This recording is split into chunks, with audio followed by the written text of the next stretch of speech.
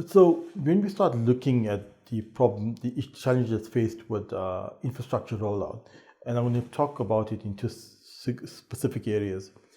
I mean, definitely if we get the rapid deployment guidelines sorted out, it'll drive higher levels of cooperation, coordination, and collaboration among industry players on network rollout. So, we see more efficient rollout of network, less duplication of infrastructure. But as we stand, we see a lot of network densification in the metro areas, and leading to the second part of my answer around how we address it. And here I want to refer to how do we solve the challenge of rolling out infrastructure in the non-metro and non-urban areas, because that's a challenge, right?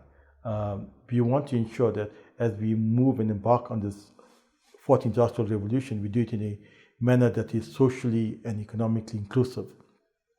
The answer lies in aggregating common demand on common infrastructure.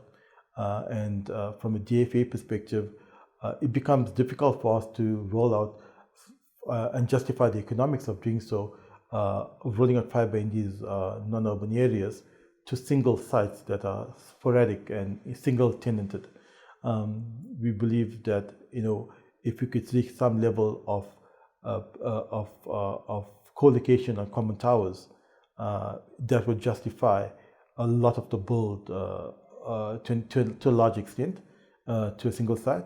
But at the same time, we need to start exploring other models that go beyond just the tower and start moving up to the radio access network and explore models of active RAN sharing, which have a significant impact on the input cost structure of to deliver radio access services for MNOs and wireless operators.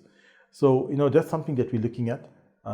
Obviously, there are policy issues around that when it comes to spectrum sharing and spectrum pooling, but we believe that we need to look at these types of alternate models, for addressing that connectivity in the non-urban areas.